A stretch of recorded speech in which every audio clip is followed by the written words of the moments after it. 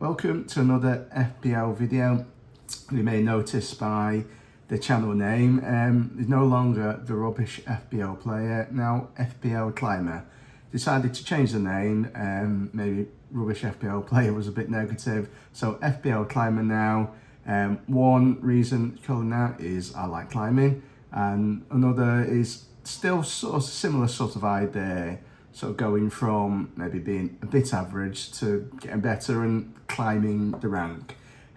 Although obviously right now my game week rank, like everyone else, is rank number 1.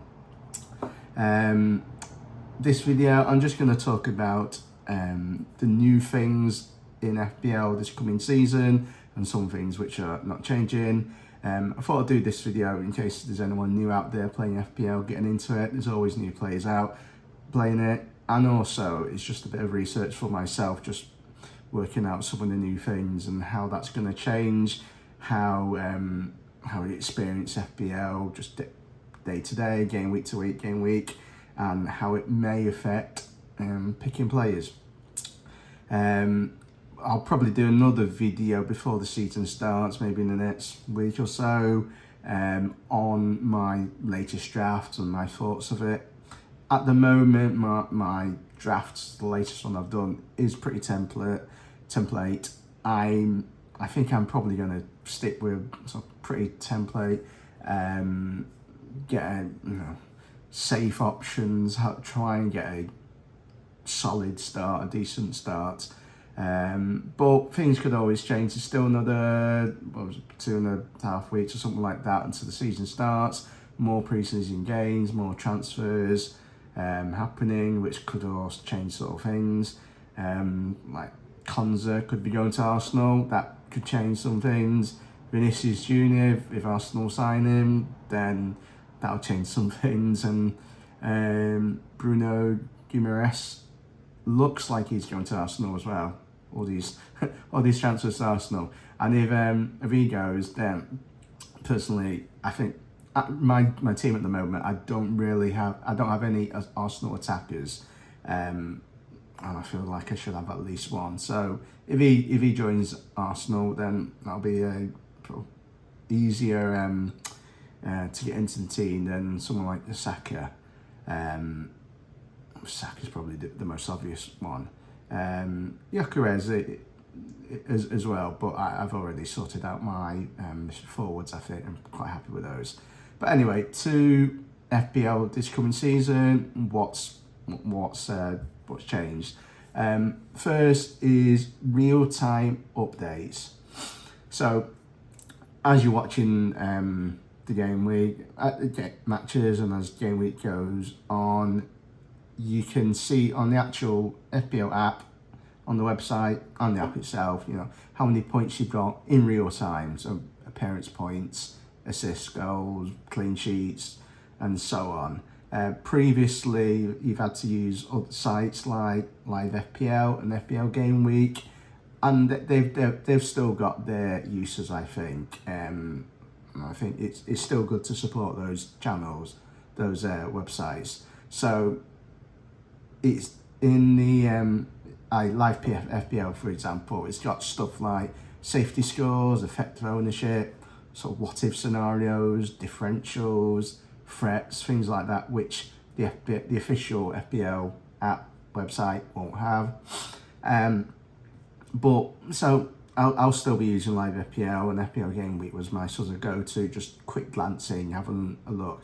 But now it will show in the official sort of apps or that the bonus points won't be, that they'll be added 20 minutes after each fixture.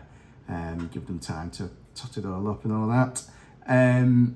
As well as your own team, also mini league standings and overall ranks will be updated live in real time. So that'll be good. Let's see how it all works out.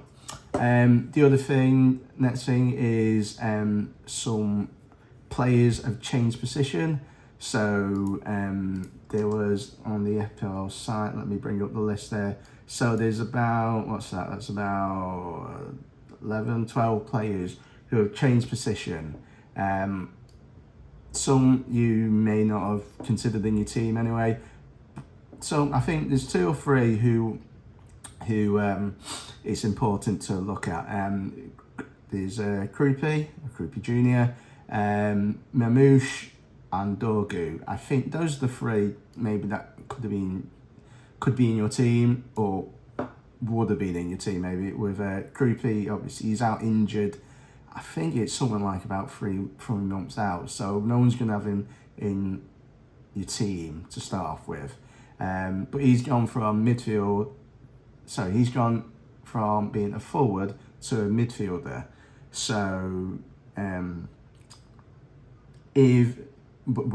he doesn't get in the team, I think he'll be good. But it means, like, for example, if he scores a goal, then that's going to be more points than if he was as a forward.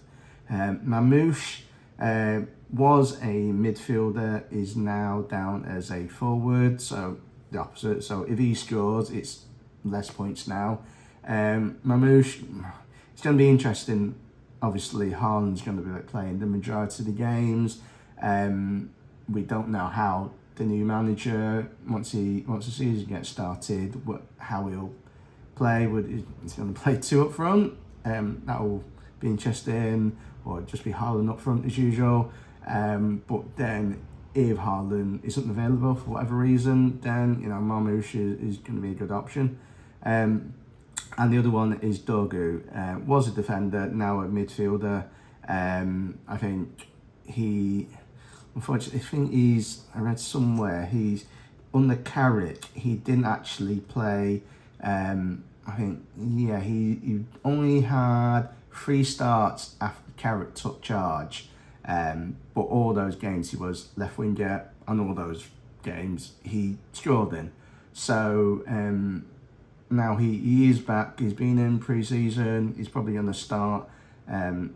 Be available for United. We don't know for sure who's going to be in the first 11. Obviously, the first sort of week or so, some players are going to not available. If they were in the World Cup, they're going to be a bit late back to pre-season. So whether they're going to start from the very start, we don't know. So going for Dorgu, is he going to play on the left, or is it going to be? I think if everyone is fit, it's going to be Cunha. Personally, I would anyway. But then it's all, going off on a tangent a bit about United. But game week 1, Šeško, I don't think he's going to be available. So that could mean Xerxes or Cunha or Mbumo playing up front. And then that opens up that we've got a lot of sorts of options on both sides. So Cunha, Rashford even, Dorgu, Mbumo, Ahmad, Shea Lacey. So I think they're all going to be featuring in the United team. Is going to be, that could affect whether you pick Mbumo or Cunha, because less certain with them starting, less certain with them getting 90 minutes, but we'll see. The next thing is the bonus points system. That's been tweaked. So with the introduction of defensive contribution points, or DEFCON, it's made players like centre backs or defensive midfielders better picks, with tackles, blocks, all that sort of stuff. Certain players were racking up 2 points, that extra 2 points most game weeks. So to help sort of balance things out and improve the bonus potential for keepers, fullbacks, attacking mids, forwards and stuff like that. It's going to be things like no longer be punished for being tackled. It used to get -1 off the bonus point system. No longer a thing. And it's they've reduced the sort of the reward for clearances, blocks and interceptions. That sort of addresses the potential sort of imbalance. And goalkeepers, there's a few sort of changes done to that. I'll put that on the screen. Things like saving a big chance. Now that's an extra 1 bonus point. Yeah, things like that. So you can see that on the screen there. The next thing sort of new is a price change predictor. Now, if you've been playing FPL for a while and familiar with all the various tools and websites, there's websites like FPL Statistics, which FF Fantasy Football Scout as well, and other sites, which basically we're able to sort of give a good prediction of when a player is likely to change the price overnight or drop in price overnight. That was basically down to ownership and number of transfers. So if a player was tons of transfers in, then they were going to go up in price, or loads of people had sold a certain player, they were going to drop in price. Now it's going to be it's going to be on the official site as well. So instead of being more of a, well, I guess it's probably the wrong word, but now on the actual FPL app and site, it's going to show, who is very likely to increase in price, likely to rise, likely to drop, very likely to drop in price. And obviously being on the official FPL app and site, it's going to be more accurate. Also, the price changes were, I think they're around 1:30 or 2 in the AM UK time. Now that's going to be midnight. So yeah, that'll be good. Unfortunate for websites like FPL Statistics, but it's a shame. But there we go. The next new thing is a percentage rank finish for each season, your whole sort of FPL career, and ongoing as once the season starts. So right now, if you go to FPL, you can see if you played FPL previously, you can see your rank, how many points you got, but also gives a percentage finish. So that gives a bit more information, because obviously a lot more people are playing FPL now than 10 years ago. So even if you got the exact same rank, say you were 50,000 rank last season, that's a much better thing than 50,000 overall rank 15 years ago, because now there's 12, 13 million sort of teams. 15 years ago, well, there wasn't that many, certainly wasn't 12, 13 million. So now you can see a percentage rank. And once the season gets going, you'll be able to see it alongside all your other sort of points and rank and so on. My career average, I think I talked about this on my last video, the season review, it's 13% overall.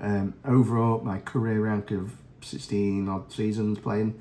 I think I played a bit more than that, but they didn't record the rank then. But anyway, so 13% career average. I'm hoping, don't know what rank I would need to get, but hopefully get into the top 10% after this season. We'll see how it goes. You can see from my past season, you can sort of see when I sort of started taking it a bit more seriously, when my ranks percent finishes were, up there, pretty decent and all that, apart from last season and about the 23-24 season. Wasn't great either. But there we go. The next thing is is now going to be a later. The game is supposed to be going to be game week is going to be locked down later. So basically, when the scores are final, it will now be 9 a.m. UK time on the day after the final match of the game week. Past seasons, it's been 1 hour after the final whistle of the last game of the game week. So it gives more time for the app to review data, to check things, and it will reflect on the BPS and the DEFCON and prove the accuracy or not, and so on. So it gives them more time as any debate if you can find an extra block or tackle or stuff like that. And finally, chips. So wildcard, triple captain, free hit, bench boost. That's not changing at all. So still be 2 sets of the chips. The first set of chips you gotta use before the game week 19 deadline, which is 1:30 in the afternoon on the 2nd of January 2027. Obviously, season not even started yet. You completely forget that. Basically, halfway through the season. I'm sure everyone will be reminded closer to that time. So if you don't use your first set of chips before then, well, you basically lose it. Use it or lose it. And it's still only 1 chip per game week. There won't be any AFCON chips this season, which if you forgot, because AFCON happened, everyone got up to 5 free transfers, no matter what. So if you had 2 transfers, it was bumped up to 5. AFCON's not happening this season, so that's not going to happen. And it's still, talking about transfers, it's still going to be where you can roll up to 5 free transfers, saving up. That was introduced last season. Was it a couple of seasons now? I think it's just 1 season. Previously, it was just 2. You could bank, and you would never get more than 2. So that changed tactics for things. So you could be more patient, build up a load of transfers, and almost like have a mini wildcard.